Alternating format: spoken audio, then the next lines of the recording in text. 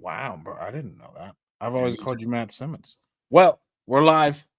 Welcome to the Deal Champs podcast. Let's I am your go. co-host, Mr. Stratton Brown, aka Strat Daddy. Um, Over the years, we've scaled 2 different companies to 7 figures using virtual assistants. We have a 7-figure real estate portfolio of self-storage and creative finance deals. And our goal, as always, to bring on the best operators, best entrepreneurs we know, and have you implement whatever they talk about. Because Matthew is one of the best entrepreneurs in the country in the real estate space, the biggest in Pittsburgh. And so it's going to be awesome. We have our other co-host, Mr. Dean Rogers, Captain America. We don't have the master of hair, Jason Pritchard, here today. What's up, guys? Dean Rogers, your other co-host. You guys might know, transitioned from the NFL to corporate to then real estate.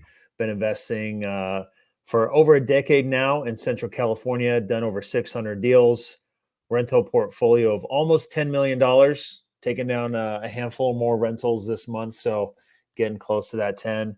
Coaching students on how to get started with wholesaling and get their real estate investing business going. You guys can always connect with me at deanrogers.com. Then we have our awesome guest today, Mr. Matthew Simmons, the salt of the earth. I met him at the notorious Rafael Vargas event when I first got started. And we just kept in contact. I didn't realize it'd been 3 years since I've texted him. Last text I sent him was happy birthday. But again, a great human, great man. Matt, give us a quick intro, 30,000-foot view about you, and then we're going to ask you a bunch of questions.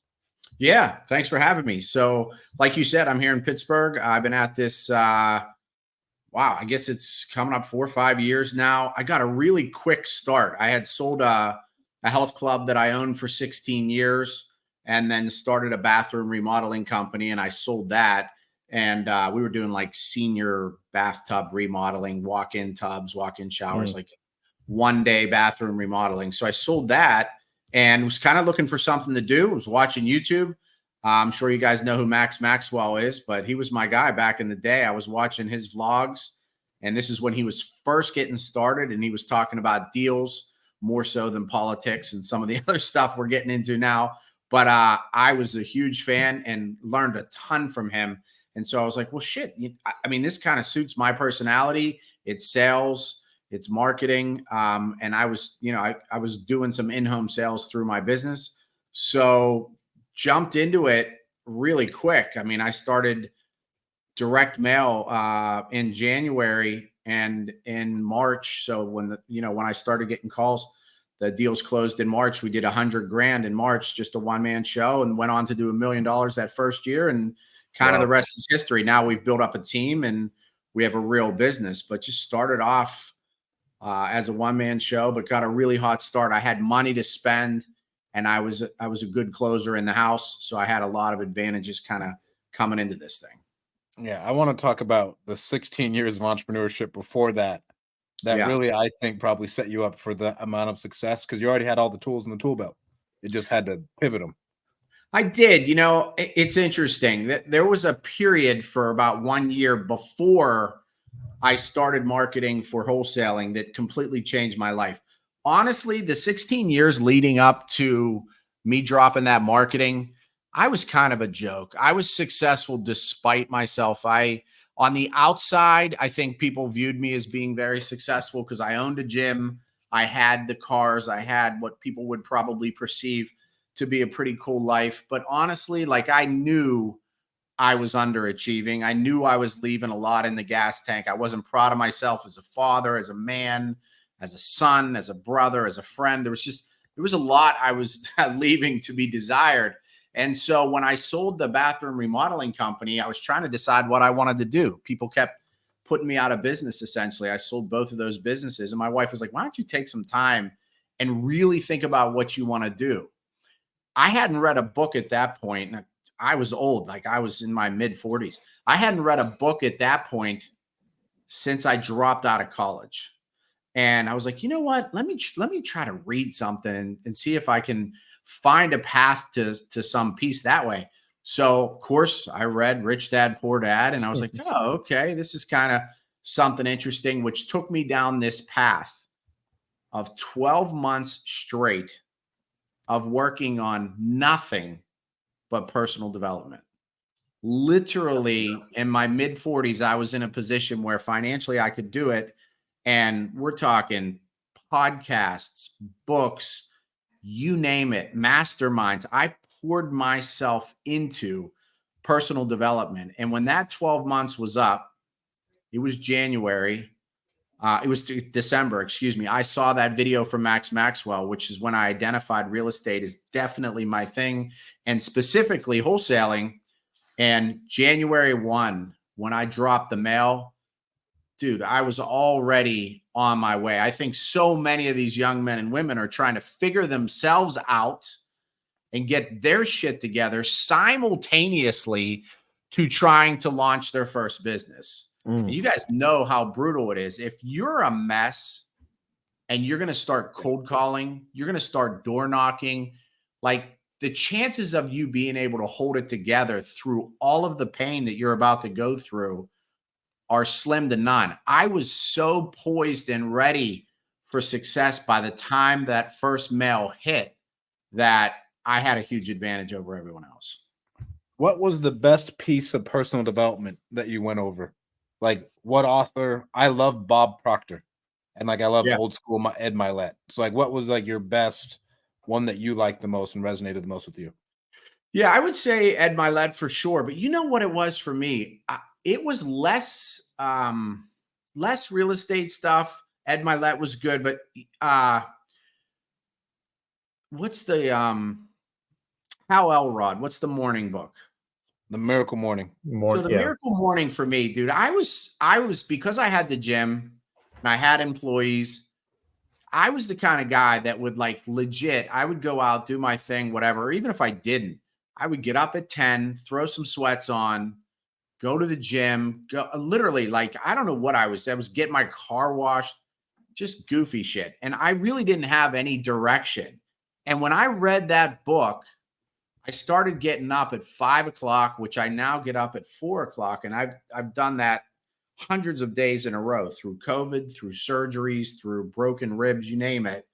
I get up, but that completely changed my life. I hear people talk about this morning routine stuff all the time. And I think a lot of it is played out, honestly. But for me, someone who needed direction, for me, getting up early in the morning completely changed my life. Not only just because I gained a lot of time back before my son was up, but it just really was like the rudder of my day. It kind of got me in a really good headspace. So between the morning meditation and the working out and the reading something positive, these were things for me at the time that were like life-changing. Now I feel like it's pretty commonplace. Like back then, I didn't know a whole lot of people that were getting up at 4 o'clock and doing all of these things. But if you're not currently getting up early, it's not the same. I've mentored some young men and they'll say, well, yeah, but dude, you're in bed by 10 o'clock. I'm staying up grinding till 12. It's not the same. It's just not. There is something about getting up early before the rest of the world is up and getting a start to your day and setting yourself up on a positive vibe before your children wake up. I can tell you right now, I can go to bed at 10 o'clock and get up at 4 a.m. on my terms and feel like $1 million. But if I go to bed at 10 o'clock and I'm awoken at 6 a.m. by a screaming baby, dude, I'm a disaster. It's just not the same. So you've got to be selfish and you've got to wake up on your own terms. So for me at this point, personal development, that sort of stuff, that is a revenue generating activity for me. It's not something I'm doing in between other things that I may do. No, this is actually a huge focus for me. I think that's been a big part of my success. I feel like in the morning, if I don't wake up early, I feel like a piece of shit and it gives me really big anxiety because I'm reacting is the big thing. And that book talks about that. Yeah. Instead of like, hey, this is all planned. I'm good to go. I can go attack it. And then I can knock out a ton of shit in that first hour of the day because I'm more of like a wake up and work. And then I can go do my other stuff. I don't really do meditation or anything else. And then one thing that I took from you, I still drink pre-workout when I wake up. That is like my coffee. Like that's easy. Like I have like a little bit of water, this much. I put it in. I'm good to go. It has been the secret to waking up early for me. So Yeah. Matthew, you seem like a super fit dude. What got you into starting your own gym, your own fitness club? Like, was that something you'd always wanted to do? Did you just kind of stumble into it? I'd imagine they're not an easy business to just start overnight. How did that happen? Yeah, definitely not an easy business, especially the way I did it back then. One common theme through all of my businesses. So I started off with vending machines. Obviously, that has the prospect of passive income. You know, you're selling stuff while you're not actively there. The health club definitely has the idea of passive income in that people were paying $29.95, $49.95 per month. And as you know, 70% of them never step foot in the gym. So you've got that recurring revenue.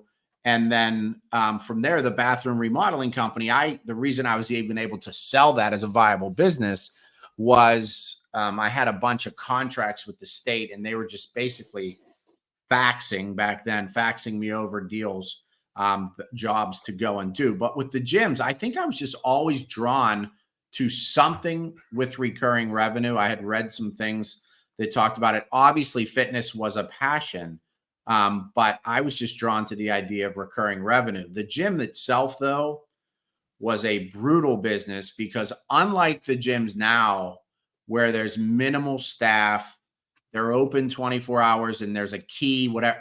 No, this was like a legit. Did I just lose you? Yeah, we lost you, bro. Your webcam will work, dude. Yeah. All right. Let me see how to do that. Bear with me here.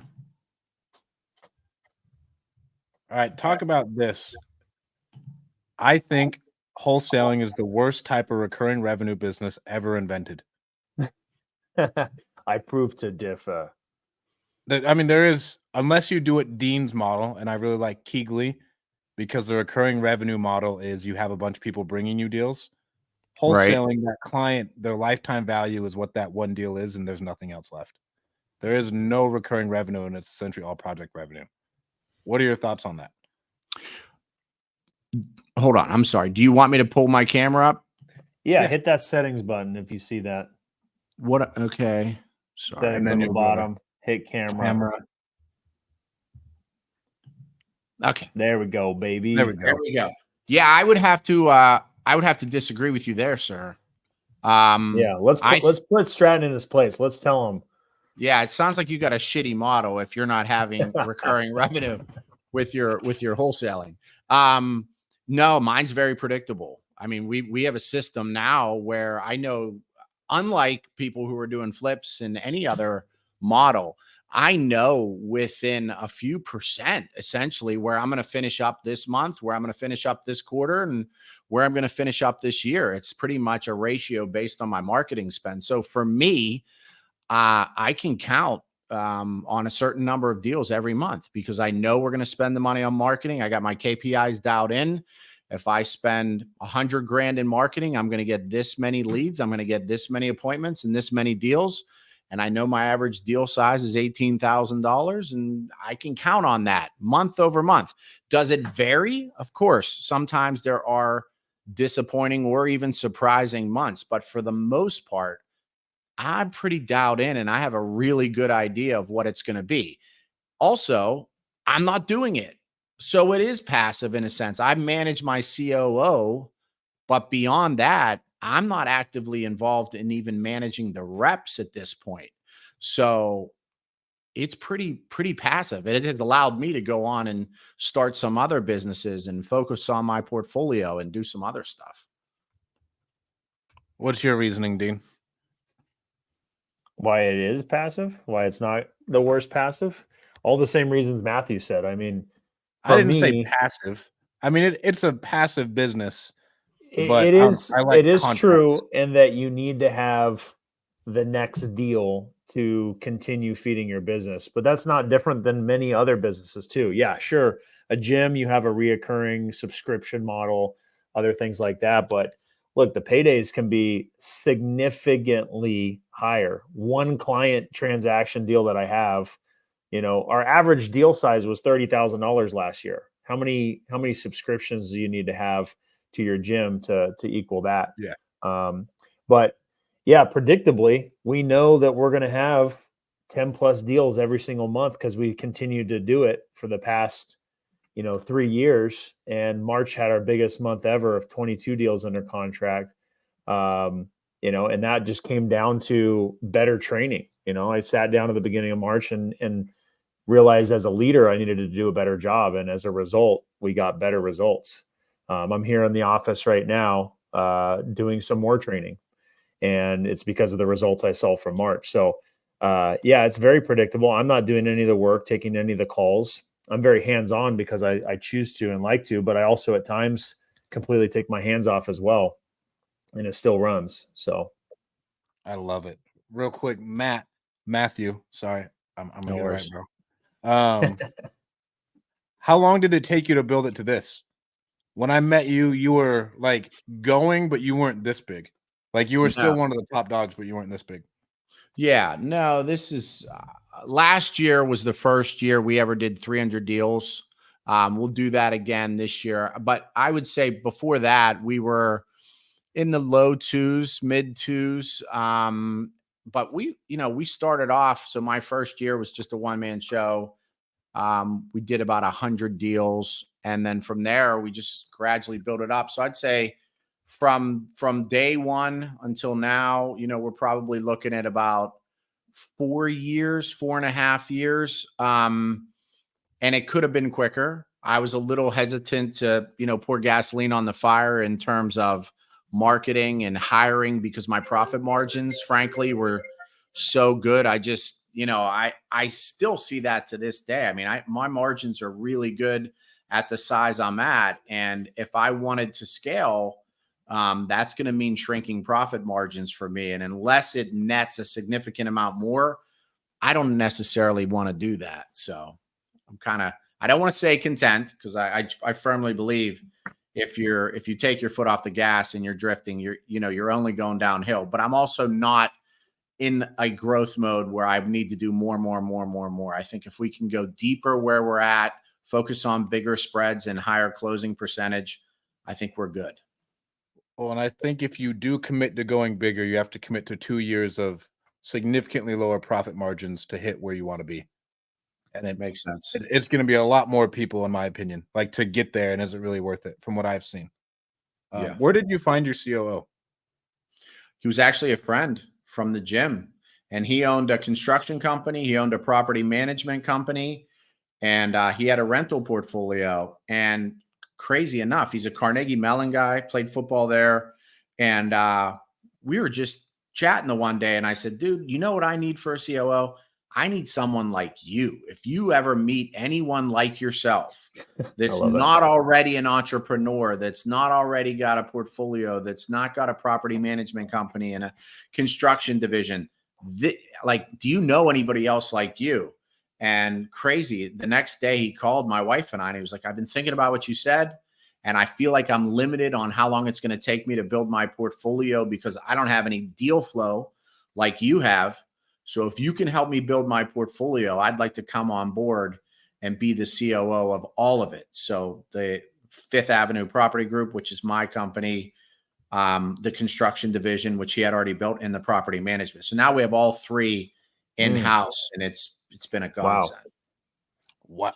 So what's your agreement? Does he get to cherry pick deals to build the portfolio? Not cherry pick. Any deals that come through my pipeline, through Fifth Avenue Property Group. So if somebody brings me some kind of referral or something outside of the company, that doesn't count, which I bought a few multifamily that way just through relationships. But anything that comes through the company, we partner on 50-50. And so he's got to front some money at times. He's got to, obviously he's doing the property management at cost. He's doing the construction at a very reasonable rate. But yeah, I mean, I already had a pretty significant portfolio before he came on board, but anything new that we take down that comes by way of Fifth Avenue Property Group, we partner with him on 50-50. I love that. Wow. Yeah, it's a win-win. How long did you know him? So that for me, that's such a big step. Building a portfolio with someone is a huge commitment. Yeah. No, I mean, this is someone I trust explicitly. I had known him for many years, and we are very much simpatico in terms of mindset, ethics, morals, and all the important stuff that go into whether or not you would want to partner with somebody. We were definitely on the same page there. And I will tell you, my wife and I, we had this conversation, and we looked at, essentially how much we would be giving away in terms of a portfolio.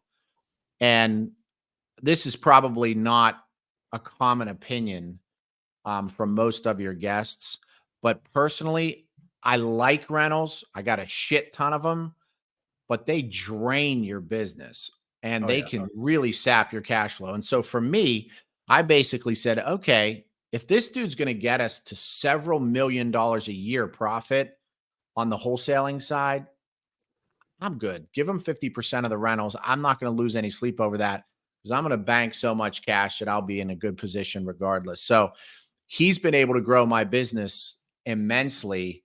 And it's been a small price to pay to share those rentals with him because now he's got skin in the game and it's unlikely he's going to go anywhere, right? Mm-hmm. That's huge. God, I had a question that was right on the tip of my tongue. I was excited to ask. Why don't you go, Strat?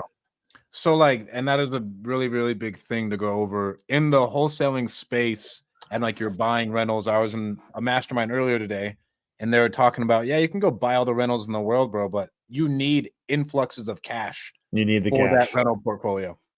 You have to. It is not what everybody sells it is. Shit happens every day, bro, and you're gonna have to throw in cash. Especially the more you have. Yeah. There was literally a time. I mean, I was on Steve Trang's podcast several years ago, and there was a time where I said, all I need, I was getting $300. I thought I was getting $300 net cash flow per door. Now, Pittsburgh rents are relatively low, medium home prices relatively low. But I had looked at it and said, I'm getting about $300 average cash flow per door. So my goal is to work this wholesaling thing until I get 150 units, which will be 50 grand passive per month. And then I'm probably not going to wholesale anymore. I'm just going to continue to build my portfolio and just live a relatively simple life with my children. Fast forward, we got 211 units, and I ain't sniffed nowhere near 50 grand in a month, nor do I anticipate doing so anytime soon. It's just, it doesn't work that way. And I think it's one of the biggest disservices these gurus do is they tell people, get into wholesaling. That's a good foundation because then you can buy rentals. No, wholesaling is the flex. Wholesaling is the business. It's not just a foundation. If you do it right, it's actually the whole deal. You can make millions of dollars a year. Of course you can. I buy rentals now to offset taxes. I mean, that's the primary reason why I'm doing it. And certainly I'm never going to regret rentals I bought, but I think it's a big disservice when we tell these young kids, once you start making 20 grand a month, get you a couple rentals and you'll be straight. No, it's going to drain your cash flow every month and you'll be strangled. You won't be able to spend more on marketing to grow that 20 grand a month to 100, 200, 300. Build the wholesale business and you will have an opportunity to keep rental properties when it's not so painful. But to think that the solution is just get up to a decent little wholesale business and then start buying, no, you're going to regret it. You're going to drain your cash flow and rob your business of necessary cash to grow it. Of all of its life, essentially. I always say your business is a baby and your baby needs to be fed consistently in order for it to grow. And if it's feeding you and other things, it'll just die. It needs to be fed by itself for a very long time until it can start to help feed other things. Yeah. I could not have said that better myself. In fact, I'm going to use everything you said to regurgitate back to others, Matthew, because I keep saying man, I was cash poor when I was only flipping houses. Cash poor always. And if there was a month where things delayed, gosh, was I like on the edge of my seat. And it wasn't until I started wholesaling first, only cherry picking and flipping the best deals and buying the best deals as rentals where Yeah. it'd have little to no money in it. And then, by the way, still have to feed that baby, as Stratton said, as I keep going on. You know, two coolers just went out on a duplex that I have, had to replace both of those. I had the option. Do I spend $4,000 on 2 new coolers, or do I spend 17 grand on new ACs and ducting? You know, like, these aren't $100 decisions. These are thousands of dollars decisions. And when you have many of them, it could be regularly, you know, thousands or tens of thousands of dollars. And that's just the nature of the game. And if you have just one property as a rental and the tenants move out and they trash it and you got to spend 15, 20, 30 grand, 40 grand to fix it up, and you don't have that money laying around, now that's a liability for you that's going to hurt you and take even more money out of your pocket. So yeah, you got to be prepared for it. And wholesaling, ever since I pivoted and focused back on that, completely changed my business. For you, Matthew, I'm really curious. Seems like you have a lot of structure, a lot of kind of command of how you do things. What are some of the things another thing I just want to highlight, you said you never read a book throughout your business, leading up to that. I'm kind of the same way. Like there's things I learn from other people, whether it's podcasts, whether it's at events I go to, that are likely things that were learned from a book, but I don't specifically, read myself. How big was you focusing on reading, and do you spend a lot of time reading now? Yeah, I do. I mean, I'm at the gym a couple hours a day. And so for me, I don't need to, there was a time where I needed Drake to get me through a workout. Now I can listen to Audible and get a great workout. So for me, I'm still a book a week. That's where I was that year. I took a year off. I did 65 books. It was more than a book a week, but I'm pretty consistently now. I can do a book a week. It's not always a new book, right? I find a book I like. It's not about churning through, volume. I'll find a book I like and I'll re-listen to the same maybe 10 books 3-4 times throughout the course of a year. But for me, it's a lot of people find that they put the book down and they say, well, shit, like, I don't know that I really got anything really monumental out of that book. For me, it stacks, right? It's just, you're going to get little idea here, little idea here. It might plant a little seed in your head. Every book is not going to be, you set the book down and you're like, oh shit, now I got it all figured out. I finally know how to be rich. Like, it just doesn't work that way. It's going to take a lot of exposure. Yep. So for me, I like to read, because I have the time. I'm in the gym. I'm doing it. I'm already kind of listening to something anyways. And B, I'm just naturally not a super intelligent guy. So like, if I can go and I can listen to books about investing, it doesn't have to be real estate, but like wellness, health, longevity, how to rear your children properly. Like, that's not something I was taught. So I'm trying to learn all about different aspects of being a man, not just real estate. Yeah. I think you can personally increase your IQ. Like I look at like where I was before, let's say in college, before I started going hard on reading books. No doubt about that. Yeah, and for the sure. type of person I am now and the way I can think about problems, solve things is completely different from where it was. To where, like, if you do think you're not very smart, just taking in all the other information from all the other people that came before you is going to put you leaps and bounds ahead of other people. Yeah, I agree. Skill and a muscle. Matthew, another question to build on that I want to go to is, as you've evolved into this leader, right? You had to be a leader in your other businesses, a business owner, a leader. What are some of the things that you do as a leader now that you think works? Whether it was learned from your prior businesses, learned through the books that you've been reading, the personal development you're doing. What are some of the core foundational things you do as a leader to lead your company now? Yeah, great question. I mean, a lot of it is lead by example, right? We have a culture here of personal development that emanates throughout the entire staff because it's so important to me, so important to my wife, and so important to my COO. And so they see us doing that. That's the kind of stuff we talk about.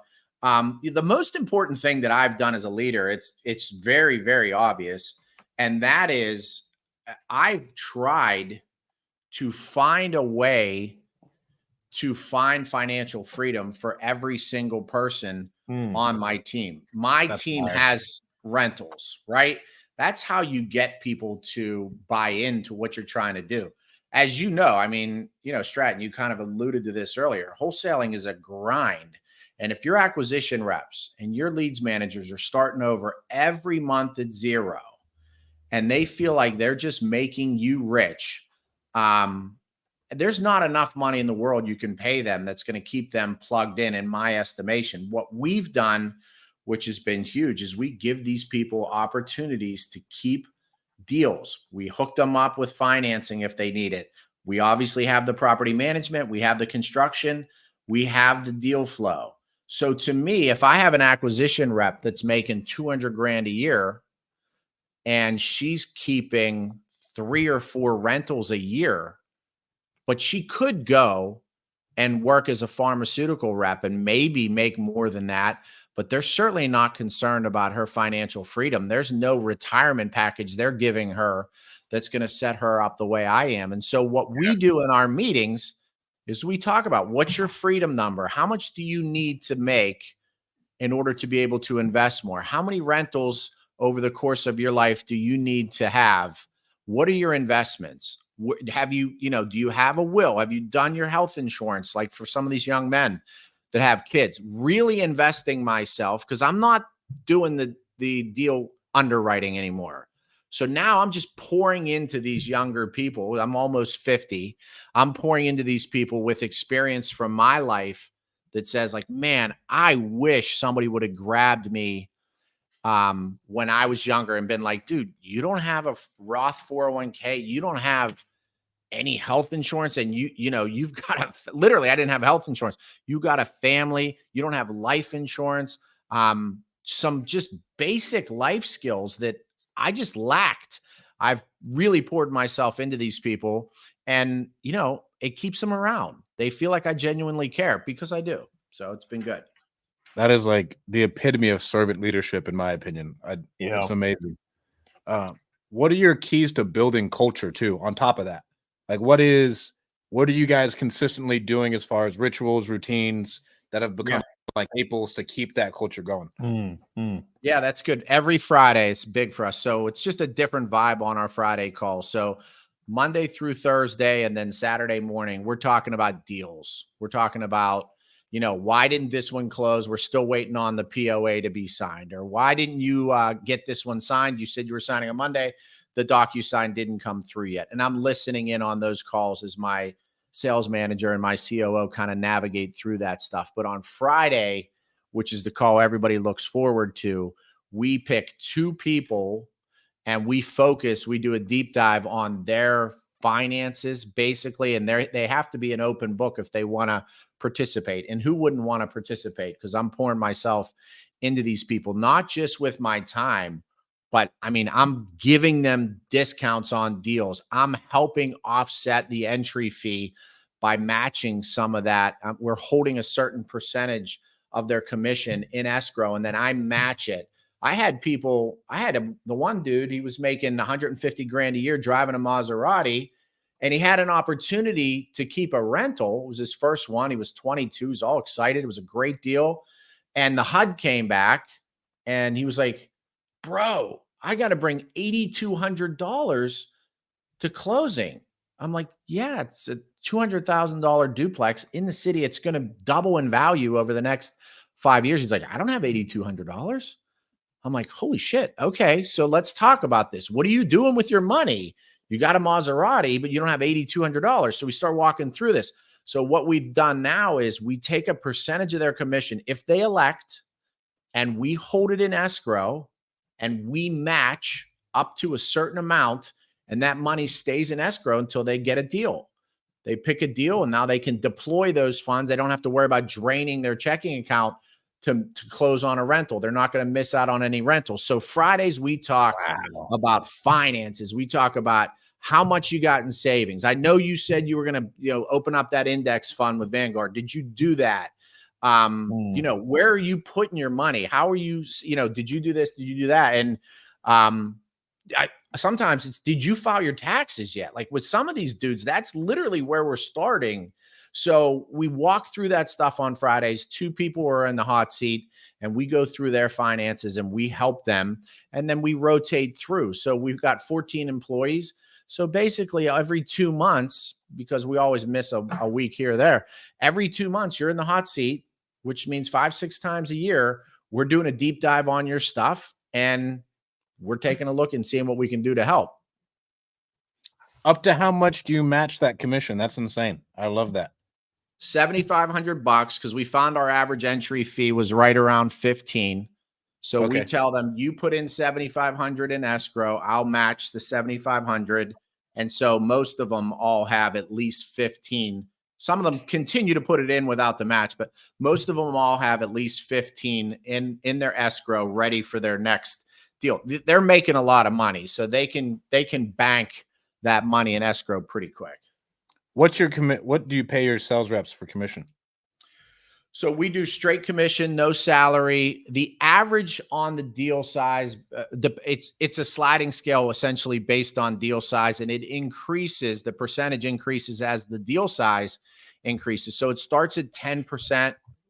So if we do a deal for 10 grand, you're getting $1,000, meaning we got it under contract for 50, we sell it for 60. Now it gets complicated, right? With novations and all this. It used to be off market, like it was straight up. We got it for 50, we sold it for 60. You're getting $1,000 on that deal. Now you get it for 50, you sell it for 60. That might actually be a $7,500 profit. So, but you start at 10%, and then this sliding scale goes up. And I don't know the numbers off the top of my head, but let's say from 10 grand to 15 grand, it's 12%, 15 grand to 20, and all the way up to where you get to a 6-figure deal, you're keeping 20%, which, happens once a quarter for somebody. They're making 20 grand.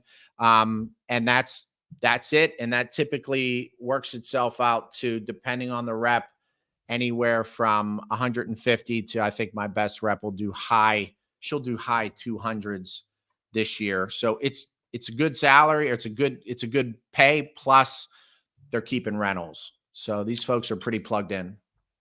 Do they have a sliding scale as far as deal flow as well, like number of deals they're putting through? What do you mean by sliding scale? Like, hey, you know what? You just did 20 deals yourself this month. Your commission is bumped up 5 basis points or whatever.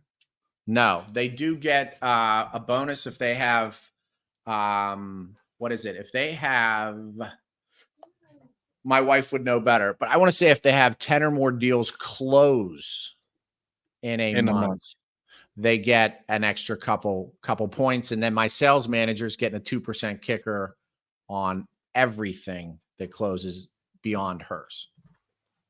With your sales manager, what does her incentive program look like? So she gets the same commission as everyone else. I'm not of the mind where I have a sales manager that's not actively going on appointments. I mean, I get that model, and maybe I'll graduate to that at some point and have that sales manager also overseeing dispo. But right now, my sales manager is actively going on 10 to 15 appointments per week. So she gets the same commission as everyone else, but then she gets a 2% kicker on everything that the other reps lock up. And are all of your appointments belly to belly? Not all of them. That's the goal. We do phone appointments for people who aren't willing to have us come out for one reason or another.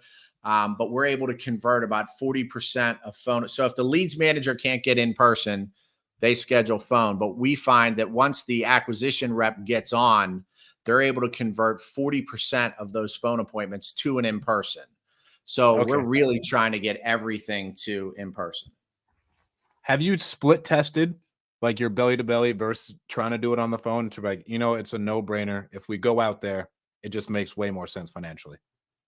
I can only tell you that we've probably only, because we're not trained in it, frankly, we've probably only closed about 10 deals over the phone in the life of the company. It's just not what we do. So we're getting in the car and going. Now it's Pittsburgh. Everything's close. There's no traffic. And these people are, they want to sit across from you and have an iced tea and shake your hand. And it's just, that's the vibe here. And it serves us well against virtual guys and gals that are calling in, whatever. We'll say, don't do that. Anybody who's not willing to come out to your house and shake your hand, do not want to sign a contract with. So it's worked out well for us. There's definitely times I talk to guys like Nick Perry and others, and I'm jealous of that model over the phone. It's just not what I've ever done. Yeah. We do most of our deals over the phone, even though our team is local. So we may end up going out to get some pictures or one thing or another, but a large majority of our deals are done over the phone and oftentimes not seeing them in person. And, we do lean on our credibility from the different marketing strategies that we do, from the reviews that we have online. I mean, we just this week got our 100th review on Google reviews, and we have Better Business Bureau reviews, all those kind of things. So we lean really heavily on the credibility, and we're just kind of used to it, but there's no doubt there's value to the belly to belly in person. And some people require that, that's what they expect and want. And won't do it otherwise. We just had a deal that we got under contract this week where the seller wanted us to show up with a proof of funds and another cover letter that said that we had a proof of funds attached, and we had to have all the owners sign that saying that this is a real proof of funds. And it was, it's just, they were really skeptical. But that's what we had to do to overcome the obstacle. Matthew, are you guys what's your uniform like? And then how long are these appointments taking? Because if someone's running, that's a lot of appointments in a day. I wouldn't want to rush through that sales process with that person. That's what would freak me out about back-to-back belly-to-belly appointments. Is that you could let it bleed really, really fast if a grandma starts talking. Sure. When you say uniform, you mean legit? What kind of clothes are these people wearing? Yeah, what type? When you're going into someone's house, what do they look like? Do you care about their cars? Are you hey, your car has to be clean? Because all these things matter as we're getting to the face of the customer. Yeah, for sure. Their cars definitely have to be clean. That's something we talk about a lot. And we provide them with 5 APG. That's the name of my company, Fifth Avenue Property Group. We provide them with the top. So you're either getting a quarter zip, you're getting a golf shirt. The girls have quarter zips. They have long sleeve. They have button down shirts. They have female golf shirts. So we're providing them with the top, and it's just simple black shirt with our logo on it and sensible pants. We don't overanalyze it because frankly, I've tried it all. When I was going into people's houses, my first inclination was, all right, so I'm looking at the competition here, and they're a bunch of gangsters. Honestly, they're trying to be legit, they think they're gangsters. And so I'm going to go in and I'm going to be shirt and tie guy. I'm going to be showing up in dress shoes and I'm going to be that guy. And I find that was not very well received.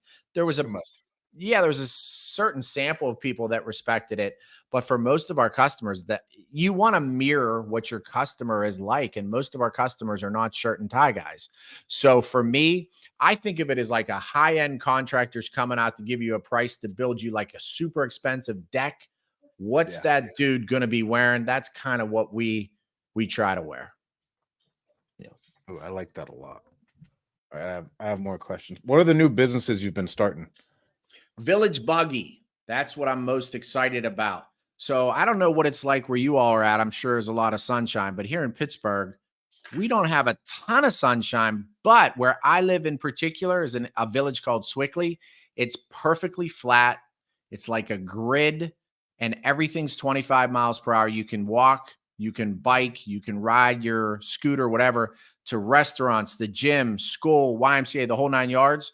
So Village Buggy is a street legal golf cart business golf carts are legal in Pennsylvania up to 25 miles per hour if they have the proper VIN. So I'm sure you've been to places in Florida and South Carolina, wherever, where everybody's cruising around on a golf cart. I brought that to Pittsburgh, and we're the first in the Northeast that I know of that's doing it. And it's been super popular. It's been very fun business. So like my wife and I and the kids will jump in the golf cart, go to the store, go to ice cream, drop them off at school, whatever it may be. Super fun business. And, it's been something that the community's really taken to because it's unique. No one else is doing that up here. The other businesses aren't nearly as fun, just kind of stuff that actually makes money but isn't as fun. Village Buggy is really what I poured myself into right now because I really enjoy it. Yeah, Dean doesn't like cars so much that it cost him $250,000 in taxes this year because he refused to buy a new car and he only wanted to drive his golf cart. Dude, golf cart life, man. You and I are kindred spirits. Love it. Living the golf cart life. And it's my main driver. I drive it to the gym. I drive it to take my kids to sports, to the park, go grab food. It's a way of life, dude. So I love that you got that in Pittsburgh. You probably roll out the snow tires in the winter or something. So we haven't had a winter yet, but I think some people will. Like I've got some heaters and some enclosures and stuff you can do. So we'll see. Yeah. We'll see where this goes. I love that, dude. No, that's perfect. And I bet you the community does love it. And that's fun. Yeah. Matthew, what's your health protocol? Like, what are you taking? Are you taking NAD? Like, tell me everything you're taking because I know you are a health freak. All of it. Chicken, steroids, yogurt, whatever. I take it all. No, I'm just kidding. Yeah, I mean, so I do take NAD. My wife's got me on a whole panel of vitamins and supplements. She's a retired nurse practitioner. Now she's my CFO, but she was really into that in a previous life. So I take resveratrol. I take NAD. I take a daily vitamin. I take some veggie stuff, obviously. All of the basic stuff. I'm not taking anything too crazy. I'm approaching 50. I'm starting to feel like it might be time to get my testosterone tested. We'll see where that goes. I'm not above jumping on that if I find my levels are really low. But for the most part, for me, man, I've been working out like this since I was 16 years old. So I've got really good rhythm right now. I'm done with the heavy weights. I do a circuit workout. Keeps me really fit. If I can stay 6 feet, 190 pounds for the foreseeable future, I'll be a happy guy. 6 feet, 190. 190 is what you said? Yeah. But when I saw you, you were beefy. Like you fill out your polos, dude. Like you're a beefy one. You're a beefy 190. Yeah, I'm very. I stay very lean year round. That's my diet is very strict. And are you 7 days a week? 7 days a week, but some of them I call like active rest days. Like for me, a day off might be I'm going to go just do a little cardio or whatever, do calves and abs or something. I have to do something. Like there is no just sitting around for me unless I go hard the night before, which I do still indulge in a drink every now and again. Other than that, I got to do something every day. How big's your team right now? What does your team look like? So we have 14 people, 3 acquisition reps, 3 leads managers, COO. My wife and I are CEO and CFO. We have an admin. We have 2 dispo. We have a TC, a couple VAs. We have a great team. I was telling Stratton before you jumped on, we've had everybody on this team for several years now. We got a really good rhythm. I'm super happy with who we have on board. What was it? Do you force your team to read books? I'm a big fan of that, to where like we will go over a book once a week. We do book of the week. We don't force anybody to do it. I think of all of the people on the team, there's only 2 that I would say are kind of lukewarm on it. And frankly, their performance is solid. So it's not something I'm going to push. I tell them I think it's important, but I'm not going to force anybody to do it. So we got our keys to culture, the ideas from the books, improving your IQ. Your commission match, I think, is crazy. What else are you doing as far as like that leadership and culture stuff? I've never heard of anybody doing that. To where I know Jason Lewis does like a kind of like Reynolds with them, but they only get equity and stuff like that. So the other thing that I do, which I know is unique, is we do what's called a credit system. And that is for every creative deal you bring me that I actually take down. So that's going to be sub to seller finance, whatever it may be, which I'm, as you know, I'm much more discerning now. Although seller finance, I'll jump all over most times. For every creative deal you bring me as an acquisition rep, you get a credit. For every 3 credits you get, you can keep the next creative deal that you get 100% on your own. Wow. So you get me 3 creative deals, you bank 3 credits, you get the 4th creative deal. If you want it, you keep it. And that's another way that's helped them to kind of build their portfolio. Again, getting them to buy into, hey, you're not just doing this for me. Get me these creative deals because that's going to get you one closer to keeping another one. And what's your like marketing stack like? Are you mainly inbound? Yes, we're doing TV, direct mail, PPC, minimal text and cold call, just in-house. Are you still heavy on Audantic? Last time I talked to you, I know you said you got it. You're okay with it. Yep. Audantic consistently gives me a 5 or 6x return on my investment. That's direct mail across the board. Any other data providers? Do you use 80/20 at all? I don't. I've done a lot of research on stacking the two. What you find is you're only getting about 25, 20, whatever percent new data. So I haven't been able to pull the trigger on it just yet.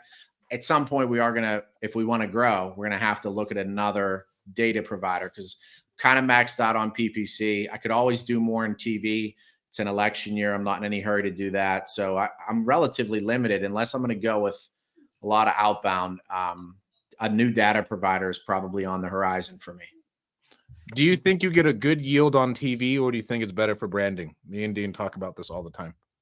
For me, it's both. I mean, we track it very, very closely. I get the same return on TV essentially as I do on direct mail, 5, 6x return, sometimes more. But then additionally, I think it buoys my direct mail and I think it helps with all of my other marketing channels just for the credibility. Yeah. Do you guys do any flips? If we have to, Dean, we're not trying to. I mean, we'll do maybe one a month. For us, a flip is more of a cleanup and list. You know, we're not really doing HGTV style full renovations. We're doing carpet and paint, kind of a wholesale and throwing them back on the market. But for me, we went through that phase. You know, we were up to, 8 to 10 wholesales a month, and that just became a logistic nightmare. So for us, we're looking to get in and out. Yep. Are you doing a lot of novations? I know that's a big part of everybody just to add a lot more revenue to the pipeline. Yeah, I mean, I would say out of 10 deals we do, 9 are selling on the MLS. We don't do traditional novations. What? Yeah, we don't do traditional novations in a sense. We're not necessarily doing all the paperwork that a novation does, but every single one of our sellers is signing listing agreements that give us the right to put their property on the MLS. So we're essentially wholesaling on the MLS. What does that look logistically like? Are you listing it and then you're working through agents to get that thing sold? You're having the seller sign related documents for that, or do you then pull it back off market and handle it like you would an off market deal? No, we have in-house agents that we use to list them, and then we're working with buyer's agents. But it's just like a listing. It's no different other than we have an equitable interest in the property and we're receiving our fee on the HUD. And you're doing showings and all of that? All of it. So you're going into the house and you're saying, listen, I know you reached out because you want to sell to a cash buyer and we're your people. No one buys more properties than we do. I can give you 50 grand cash and you're going to be able to close in 30 days. But just based on our conversation and taking a look at your house, Mr. Seller, frankly, you've done a great job with this place. I think this is more suited for a family to move right in. I almost think we're kind of trying to fit a square peg in a round hole here by selling this to an investor, and no other investor is going to tell you that. But that's just my opinion. I think this is ready for a family to move in. So I can give you the 50 grand, but if you give me 60, 90 days and a little more access, I can give you 85. I'm not going to be the end buyer. We're going to find a family that wants to actually move in here. You're not going to pay any realtor fees. You're not going to have to worry about any response to inspection. We take all of that off of the plate for you. So it's still an as-is sale. It's still super simple. Nothing changes for you other than a little bit of time and access and a lot more money. So you tell me, I don't want to insult you with that $50,000 offer because I see what you could get here. And frankly, anybody else would just lock this up as low as they could. I think you can get a lot more money if you can give me a little time and access. 9 out of 10 people were like, I'll take the 85. And we put it on the MLS for 115, 120, pay a bunch of bullshit, and we net between 18 and 22, 23. Mm-hmm. Oh, that's not so. You guys don't do really any cash deals anymore. A lot of the buyers are cash. They're just on the MLS. We Yep. still sell to a lot of investors on the MLS. Wow. But yeah, we definitely do some finance deals as well. But no, and so you have no dispo department essentially. It's just an in-house agent. No, we do them both simultaneously. That's how I know it's working. Simultaneously, it's going on and off market. And we even price it lower, Stratton, off market. So we'll say, if you want to buy this off market, we'll send it to our list, 10,000 buyers. It's 50 grand. We'll list it on the MLS because all the extra fees for 62. It still sells on the MLS for more, 9 out of 10 times. That's interesting. Wow. Matt, do you have anything else you'd like to leave the people with? Dean, do you have any other questions, bro? I got a bunch more I could think of, but they'd be all just ones that I want to pick apart based on some of the stuff he said. Yeah. I mean, I don't know. For me, man, I think I've just gotten to a point here as I've gotten older, where I just really recognize that I needed to pump my brakes. Like, that was one of the major reasons why I hired the COO, and I've kind of made a decision to grow responsibly, not just haphazardly. We could throw 200 grand in the marketing next month and I'm sure grow our company at a pretty rapid rate. But for me, I've gotten to a point here where I really value my time at home with my wife and kids. And you just got to remember why you're doing this. I think so often as entrepreneurs, we get hung up in the grind, in the hustle, and we lose focus on what's really important and why we're really doing this. I came to a realization this was hard for me.